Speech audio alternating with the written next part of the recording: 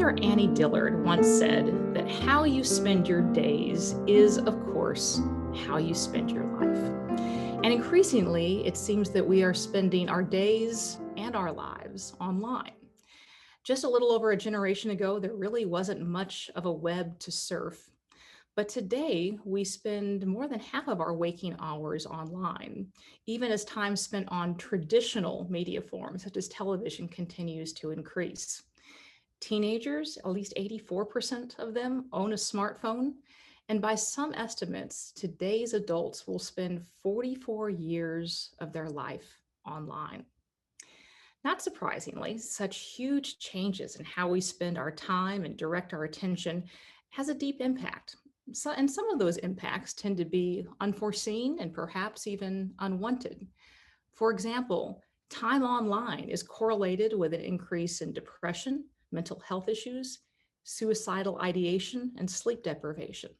It also affects our relationships. More than 2/3 of teens and young adults argue that electronic devices keep them from having real conversations and that they're more distracted as a result.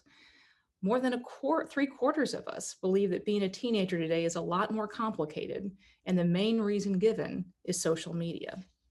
Of course, this is not to say that technological advances haven't brought incredible blessings and benefits. After all, we're meeting on Zoom, and we will soon be re-entering embodied life because of incredible advances made in a vaccine procured essentially in about a year's time.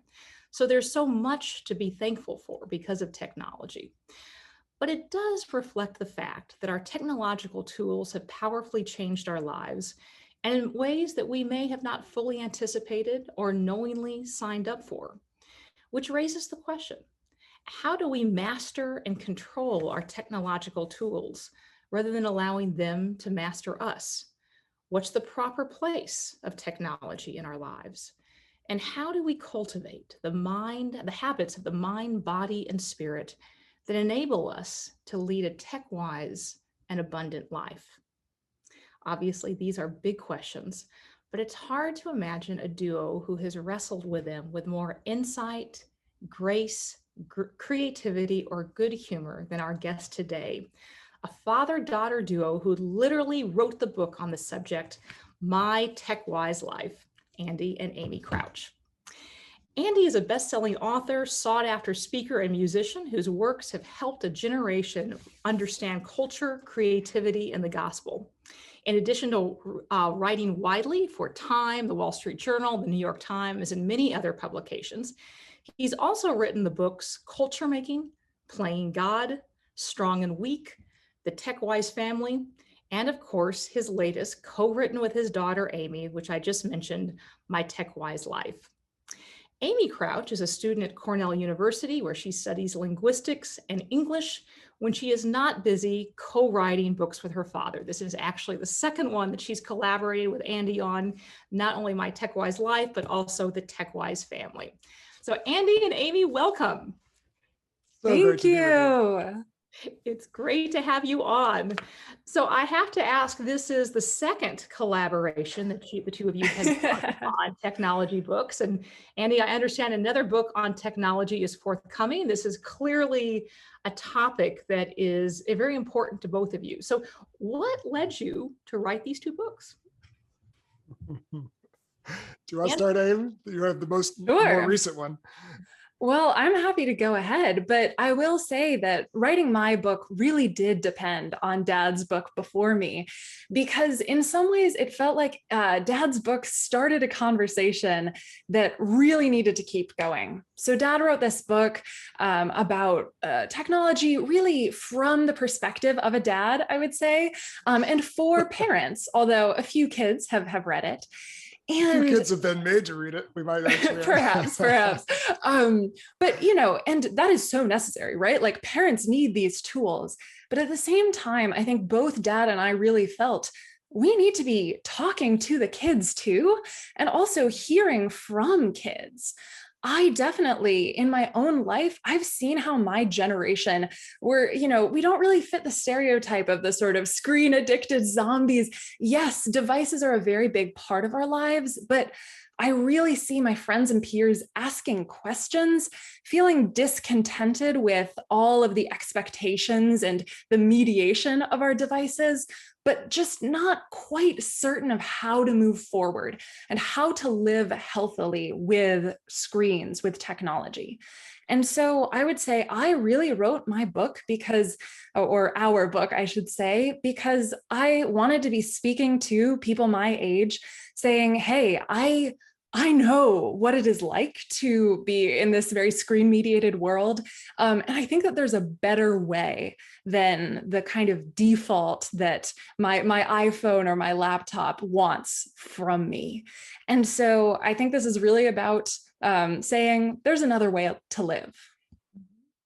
I might add, Sri, that I think the very initial impetus for my first book, The Techwise Family, was first of all just realizing there was, as Amy said, among her peers, but also among people who were beginning to parent and were raising families, a lot of confusion, fear, discontent, not just with what was happening for our kids, but what was happening for us as well.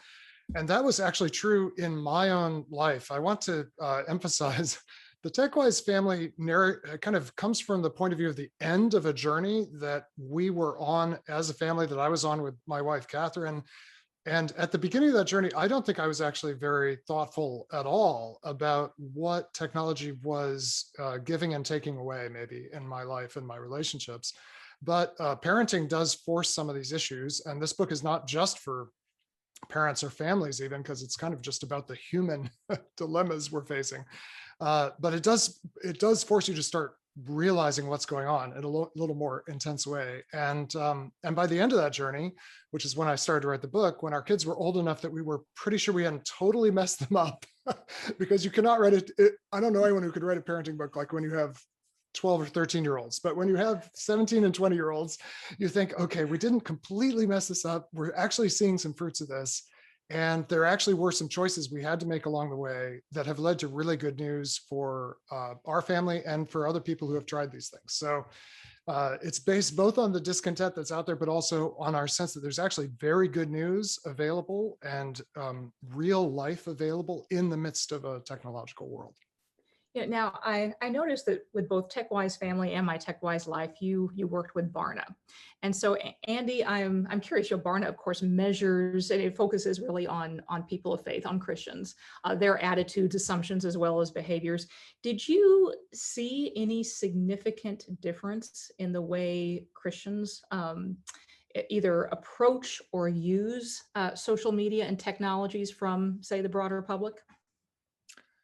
We've done 2 rounds of specific research for the 2 books, and Barna's done a lot of other research. And the research we did definitely included people of all faiths, none. But as you say, Barna is particularly interested in how people approach faith in the US and around the world. I mean, the basic answer is there's very little difference. There's little differences at the margins in the latest research about teenagers from Christian homes. I don't know, Amy, you may be able to fill this in a little more with a little more detail, but their parents were slightly more likely to be involved in helping them think about kind of limits for devices, which I think is a good thing, although I don't think limits are going to get us all the way there with any technology. I think parenting by limits is like the least fun kind of parenting, and I don't really like to do it. And I don't think it's the way we should build our parenting. But really, on most measures, honestly, there's not a lot of evidence in the data about the difference that faith might make in how people currently approach this. Oh yeah, please, Amy. Yeah, I just summarized the data as Christians are more likely to say that they've, say, had conversations with their family about things like technology and also even other issues like patience and self-control. But when it comes to actual behavior, and when you look at, whether kids have TVs in their bedroom, how often they're using devices when they get a tablet or a computer, there are not very many differences that we see in practice between Christians and non-Christians.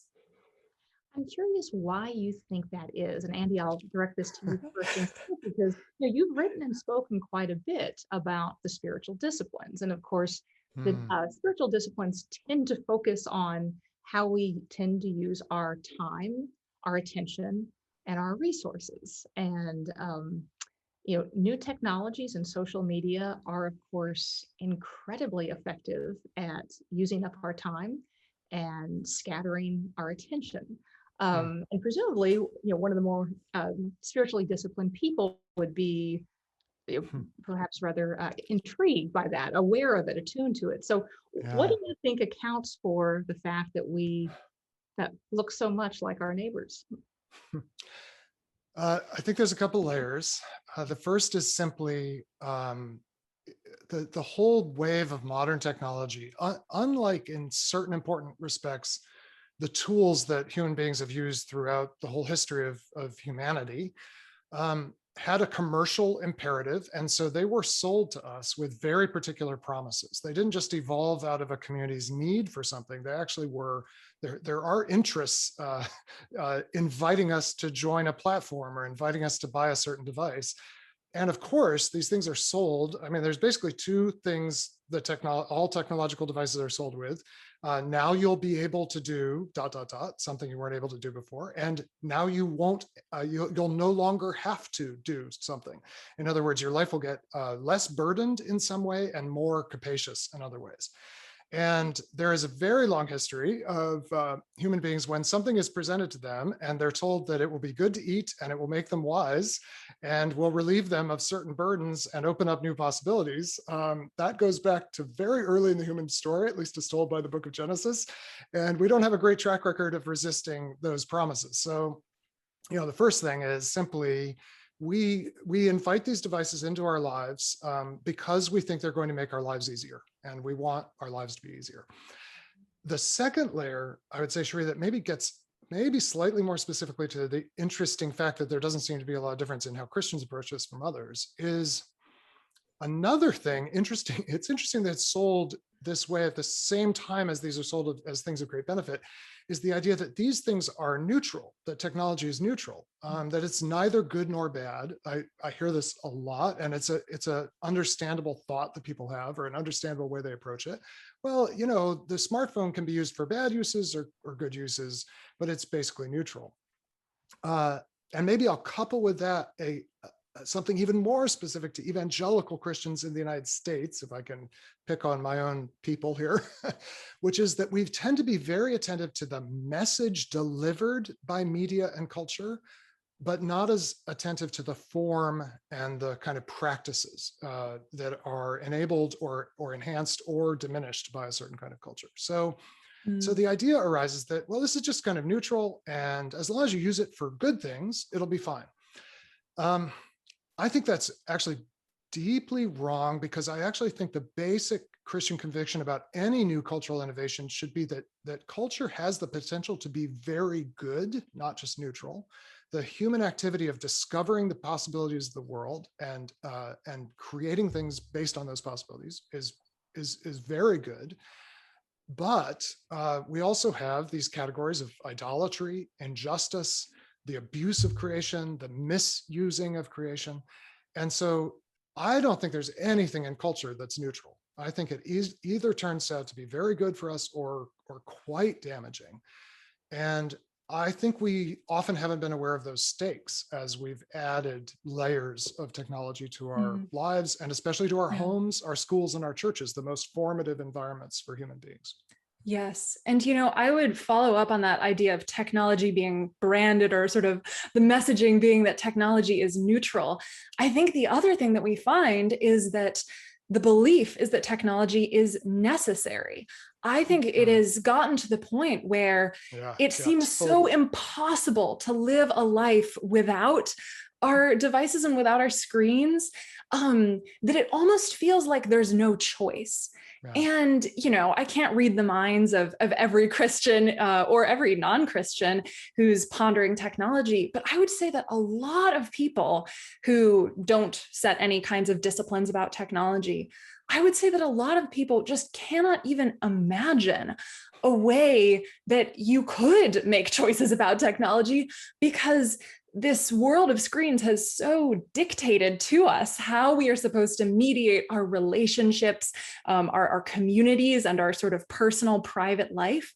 And so I think that it's gotten to the point where we almost need to be reminded that we do have a choice, and that these devices are not these, sort of eternal and impossible to change parts of life, but again, an aspect of our lives that should be treated with discipline and with a desire for patience and wisdom. Boy, there's so much to unpack there. Let me ask Andy just about one point you made, which was essentially that about technologies not being neutral. And of course, there have been several thinkers who have made that point. I'm thinking of Marshall McLuhan and Neil Postman, who essentially argued that the form in which we get a message very much affects what the content of that message will be. You can't do philosophy by smoke signal. And there have been people who've also, it's also very easy to do sexting by Snapchat. Just certain media predispose themselves towards certain kind of content. And having written the book Culture Making about the importance of creating and what we make, kind of reflecting both God's image as a maker, but also kind of remaking our world, how do you see our culture making being affected by our increasing immersion within certain forms of social media? Wow, that's a profound question. So all culture comes with meaning attached. There's no, and this is another way in which no culture is made in a meaning vacuum, in a kind of neutral way.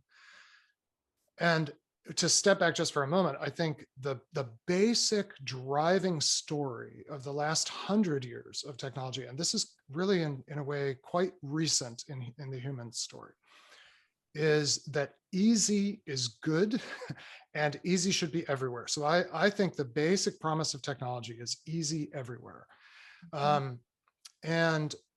This goes back to very early devices that we introduced into our homes, the labor-saving devices, or even something like the move. This is from another philosopher, Albert Borgman, from the furnace or the hearth to the fireplace or the hearth to the furnace and the thermostat. We used to have to tend fires. We had to pay attention to the fire. The fire was at the center of the home. Over time, most of us who live in cold climates have a furnace that sits in some neglected corner of the house and just easily provides what we want. It doesn't require anything of us. And technology says you should make that trade whenever you come upon it. Whenever you get a chance to reduce friction, reduce burdens, that will be good for you, your household, your quality of life. So this then comes to the question of how we arrange our social worlds. Like, how should I communicate what matters to me to the people who matter to me?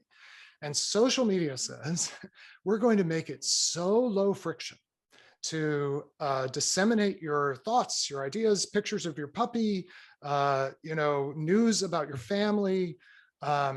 And we're going to make it extremely easy to connect to people that either you have some connection to already, or maybe you can actually experience something that only celebrities experienced in the past, which is a kind of mediated fame, where lots of people know you without actually knowing you. And this is going to be great.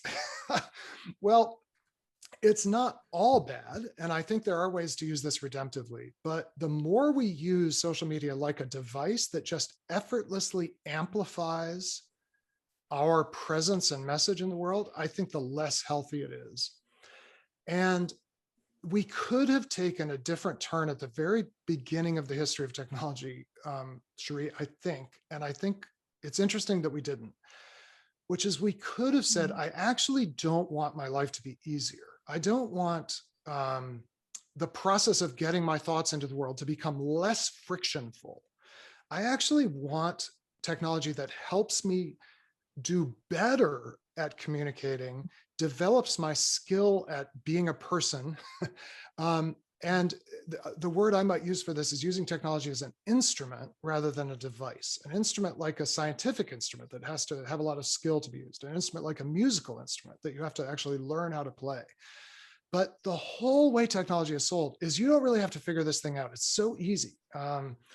And if you say something to me that if you share some good news with me in person, I have to come up with at least some creative way to express my shared enthusiasm. But Facebook gives me this incredibly easy way, which is just hit this little thumbs up button, hit a like button, and it's taken all that empathy, all that effort, all that learning of how to really be with you in your joy, and just turned it into a like button. And by the same token, there is no, I think they added a sad face button recently so that when you share sad news, I can somehow express, but it thins everything out. So our culture making, to get back to your question, sorry, I went on a little long. It's getting thinner and thinner because it's easier and easier, but easy doesn't form us. Easy doesn't change us or shape us. And in the end, we don't have that much to offer each other because we're not actually becoming someone different, someone ideally better, more wise, more courageous, more mature, because easy is never going to make you wiser, more courageous, more mature.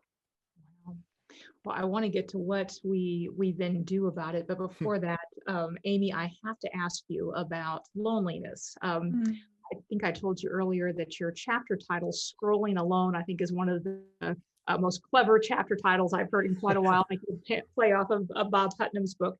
But you make this sort of fascinating argument there about just the relationship between our virtual connection and sense of relational disconnection.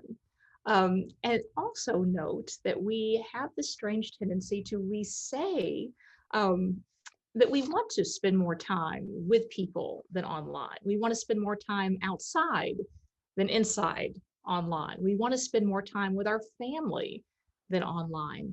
And yet we consistently choose to do what sabotages our deepest desires. I'd love just to get your thoughts on why is it that our technologies, which promise to connect us, often leave us more disconnected than ever? Yeah. Well, I think the short answer is really what Dad just said, which comes back to easiness. Real, deep, and fulfilling connection with people is not easy.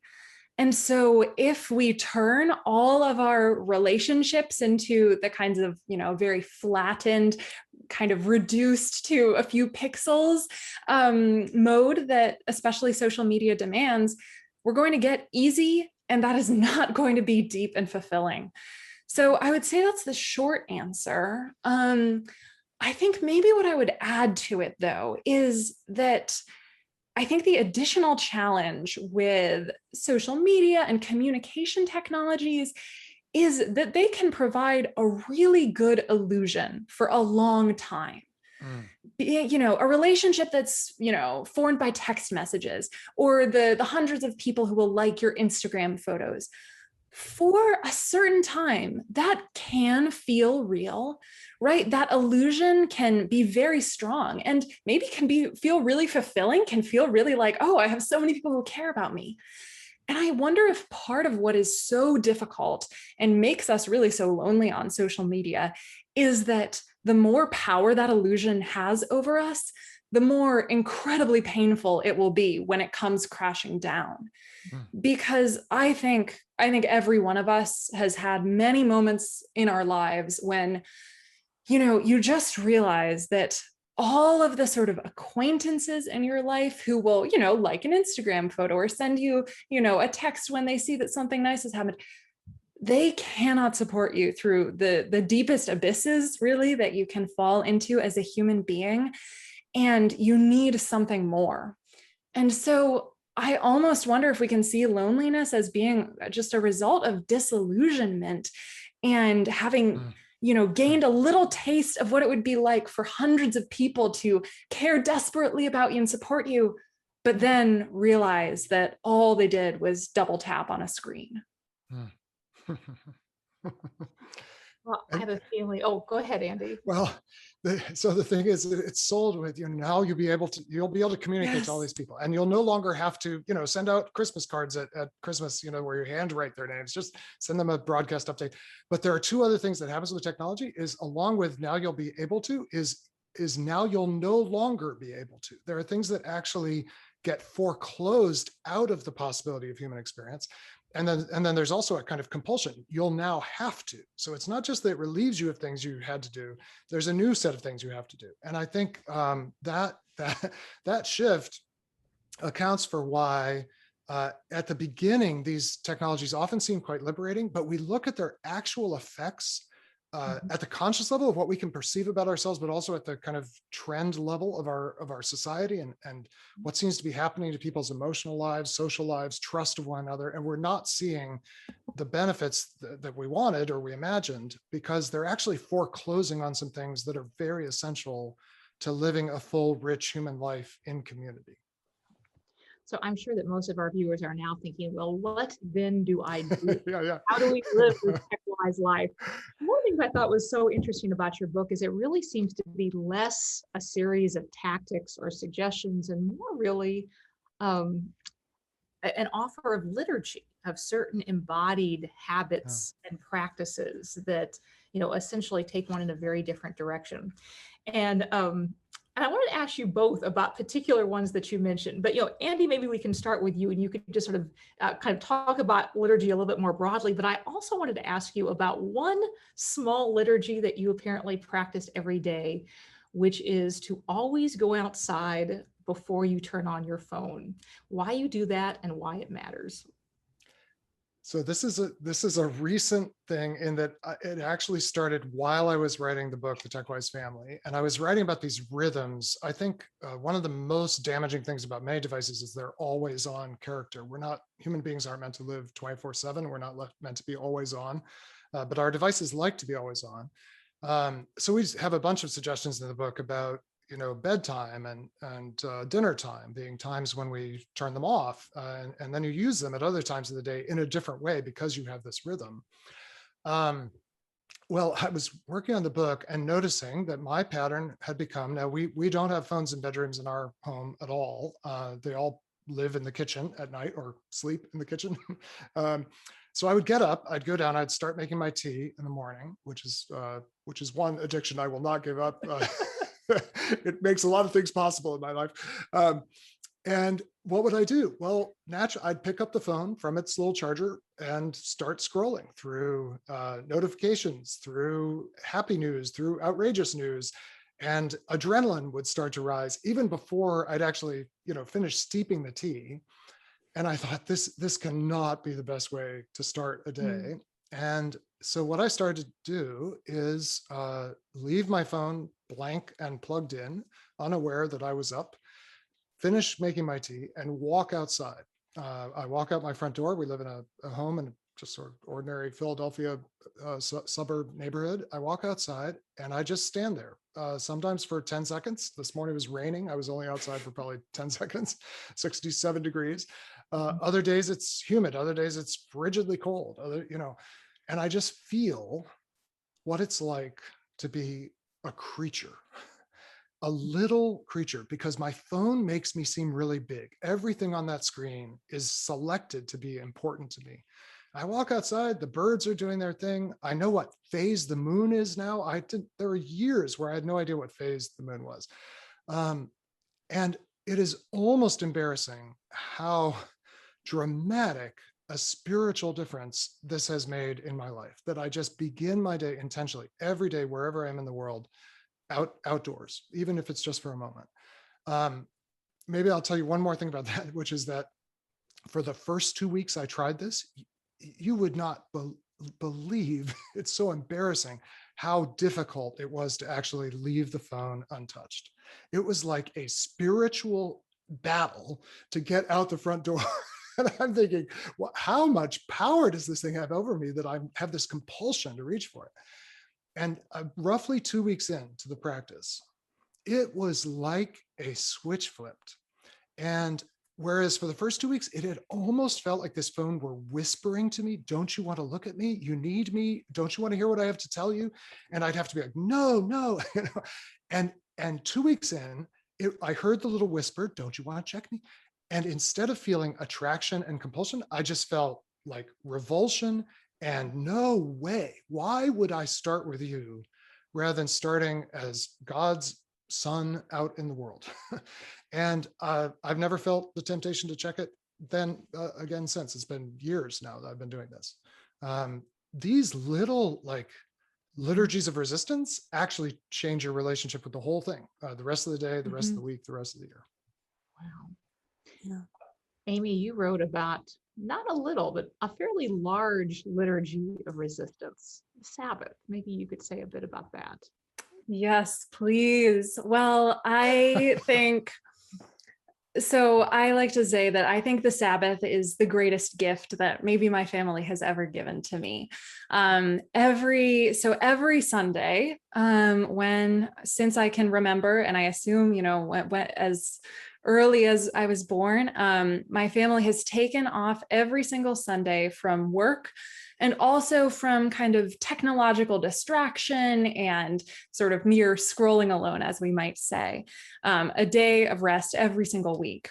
And that has not been perfect every single week, right? There are all sorts of ways that we ended up having to do a little homework but it was this core commitment of our family that every single week we would rest and we would live apart from screens for a day. And I am now in college. I'm a senior in college, and I still do this. And I actually I would say, became more strict with myself about keeping it when I left my family. And so I think that a day of rest every week, both from our work and also from the technological world, can just completely transform us. First of all, when you take a day away from screens, you realize just how much you depend on them, right? Anytime that you take away from some kind of influence like that, you realize, oh, my life has been completely oriented around my phone. And so every week you're getting a little reset where you realize, okay, I can live without this, but I have not been living without this. But I think even more important than that is the amount of humility that the Sabbath gives you. Dad kind of mentioned this earlier, but the incredible thing about a day of rest is you are completely unable to depend upon your own strength and your own work.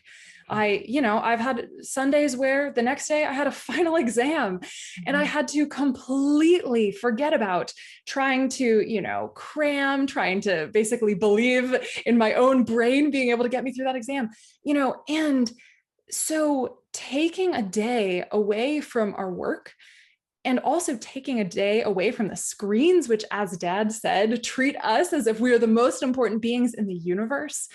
It just it provides this beautiful gift of humility and this beautiful opportunity to remember, I am, as Dad said, I am a creature. I do not need to depend on my own strength to get through the day or to realize my goals. And I am a three-dimensional human being who lives outside of the world of pixels. So I would commend taking a Sabbath to absolutely everybody. It is not easy. It's not easy everywhere, but it is one of the most absolutely transformative disciplines I could have imagined. And I am so grateful that it was, a gift that my family gave me. Thanks, Amy. A lot there to unpack. So I know we have a lot of questions that are already lined up. And just as a reminder, if you're new, you can not only ask a question, but you can also like a question. And that gives us a better sense of what some of the most popular questions are, because sadly, we will not be able to get through all of them, but we'll do what we can. So one question which comes from Meredith Teal. Meredith asked, how do we strive for a virtuous technology while still remaining relevant in the technology world so that we can relate to a younger generation? And maybe we can start with you for that one. Yeah. Well, I would say Dad mentioned earlier this distinction between instruments and devices. And also we talked about this idea of technology being not neutral, but able to be used for good and bad. And so I would say that there are ways that we can use to remain, quote unquote, relevant. There are ways that we can use technology as an instrument. We can, a way that can kind of be an opportunity, a platform to share more thoughtfulness, more wisdom with the world, rather than leaning into its kind of worst inclinations of, reduction. And so I think that we don't need to say that the virtuous way for technology, I don't think we need to say that it is no screens ever. But I do think that there's an opportunity to say, what if we treated devices, and especially kind of the internet and social media, as an instrument that could enable us to communicate about virtue and about living wisely? So our next question comes from Bruce Vate, and Andy, I'll toss this one your way. He asked, how should churches think about technology, and particularly in regards to meeting arrangements? He said a tech-loving friend of his asked, can the church even afford, in terms of reaching people, to push back and not adopt technology? Well, here's how I think about it. I think technology is very good when you're trying to be productive. So to the extent that you are in the business of scaling, of spreading, of distributing, that technology can be very helpful. But it is not very good at being formative, that is forming persons. So to the extent that you're in the business, let's say, or the enterprise, of actually shaping how human beings live and go through the world with one another and with God, I don't actually think easy everywhere is helpful at all in that. So are there elements of church that involve producing things, distributing things, getting the word out about things, even communicating certain messages to people we might not have a direct relationship with, kind of mass communication? Maybe that's part of your church's work, and sure, use technology for that. But for the formative work, which I think is 90% of what a church needs to be about. And this is why I put together home, church, and school, because home, church, and school are the most formative environments for most people. I think they each are good environments that we're meant to have. A family community, and kind of induction into the culture that we're part of, that's education, and then an induction into the family and mission of God, that's the church. These are meant to reshape us. And in these environments, you have to be extremely careful that you're not thinning out and flattening down the formation of persons. So, using it in kind of ancillary ways for communication is okay, but that's not the main business of the church. So I would be wary of introducing technology into environments where we're meant to be formed, above all, into the worship of God. I have big questions about amplification. I know most of us go to churches that have sound systems, and there are ways to use a sound system as an instrument. But my observation is middle-class Americans from the dominant culture who are saturated in tech do not sing in church. I mean, to an amazing extent compared to Christians in the rest of the world today and Christians in the rest of history. And singing together is one of the most powerful things. But we've lost that in a lot of the American church. And then we got a little break from COVID, but what do we come back and decide to do together? I hope we'd decide to do something a little different.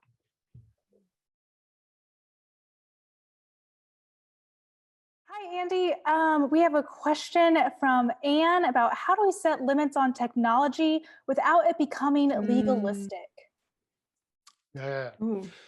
So let's think about, if we can just talk about in that family context for a moment, though there's lots of different contexts we need to do this. I think when you live by limits, that is living legalistically, and it's the way of the Pharisee. It's the way of the anxious parent. There's another way to live, which is to say, what do we really want? What do we want our family life to be like? And how can we build primarily based on things we actually do, not things we don't do, a life that is most likely to form us in the kind of people we want to be. So, and then, so for example, I really, really believe in family dinner times. Not every family can do this. Many parents have to work. But to the extent that we're able to, even if it's not every night of the week, setting aside time to eat as a family, this is one of the most beautiful basic things that family is for. And so then, of course, we'd ask, well, what makes for a great dinner? What makes for a great time at dinner? And this will change a little bit as the kids change ages and so forth. But most people would agree, including most young people, by the way, that one thing that doesn't make for a great dinner is phones. So we'll end up with a limit in our family, no phones at the dinner table, but not because we're like policing the boundaries of a limit, but because that's just a natural like setting aside of something so that we can do something else. So I think almost all of our limits are meant to start from a positive 4 rather than a negative, what not to do. Right. We have a question from Caleb Luke, who says, hey, Andy, in your book, Strong and Weak, you discussed hidden vulnerabilities in racial minority communities and the importance for such groups to model authority. What advice would you give to those of us who identify as minorities in the way to model authority when handling technology without falling to the lie of its consuming power or the veneer of vulnerability? Wow, great question. I will say, I think there's a word that's used a lot right now is representation. And I think that it is a great gift to be able to represent the strengths, beauty, and contribution of the cultural tradition that claims you and that you claim, including in mediated ways. So show up in the world as fully as who you are. Do your best to not fall into sort of unconscious assimilation to the patterns of the dominant culture. I mean, I haven't seen it yet, but if I had to guess, I would guess Lin-Manuel Miranda's film In the Heights is going to do that for a lot of us who didn't grow up Dominican or in Washington Heights. We're going to see some of the, I'm sure it's a complicated cultural production and I wouldn't endorse every bit of it perhaps, but I bet it's going to show us some incredible things about what it is to be a human being that are embedded in particular cultural traditions that in this country are in the minority. So, show up and represent. I would also say, is there anything else I would say? I would also say that as near as I can tell, and from what I see, there is stress associated with being an ethnic minority, being an economic minority, let's say, or less privileged economically. There is stress associated with that in every culture and in our country. And it is dangerously tempting to use media in particular to medicate the stress. And the reality is that technology use in the home is higher in minority homes than in majority homes, and higher in lower SES, socioeconomic status homes, than higher SES homes. And part of that is because there's just a lot of stress in the system. And there's no easy way through this, but I would just be very conscious of the ways that technology can become a kind of medication and actually rob families of the gift of time together. And so there has to be a level of intentionality. And the good news is it doesn't cost a lot to have dinner together without screens. It just costs a little bit of emotional effort on the part of the people who are the heads of that household to say, you know what, we're going to try to do this. It's going to be hard, but let's not let the media take over our imaginations and kind of saturate our emotions so that we really have time to be present with one another. I hope that's helpful. So an additional question comes from Sue Vernalis. And Sue asked, will you comment on the reality of this past year? Almost everything we did for work, school, and socializing was on the screen. How will that affect us, and especially the school-age generation? Andy, maybe we can start with you with that one. Well, honestly, unfortunately, I think we see increasing evidence. It's been pretty bad and worst for adolescents, I would say. I think small children will bounce back. Children are extremely flexible, and even terribly damaging things can be repaired.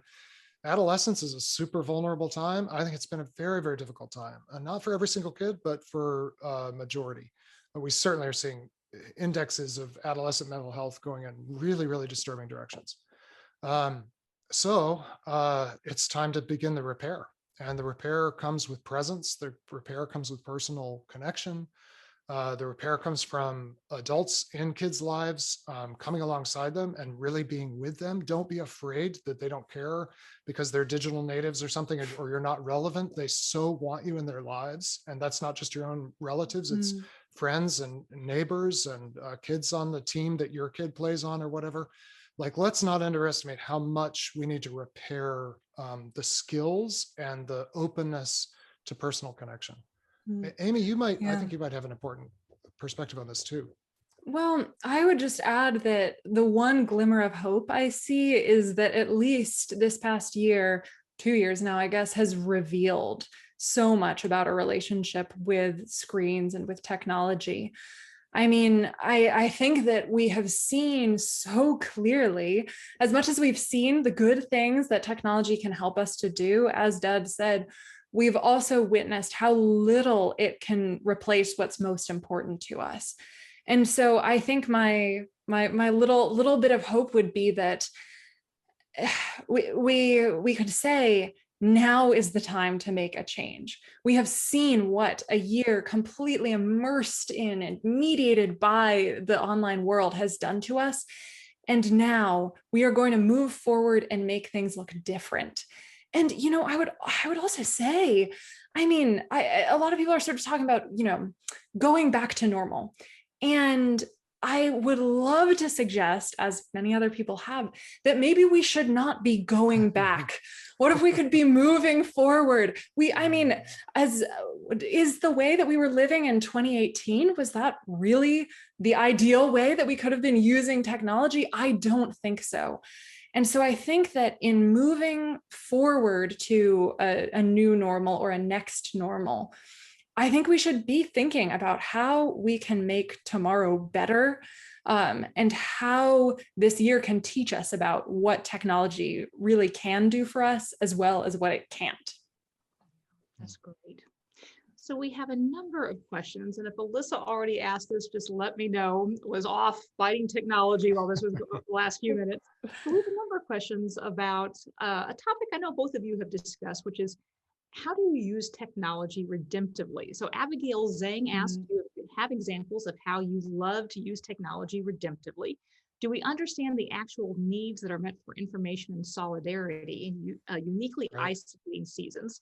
And somewhat similarly, Yvonne Valenza asked, what suggestions would you have for individuals for whom technology and social media in particular is an integral component of their work?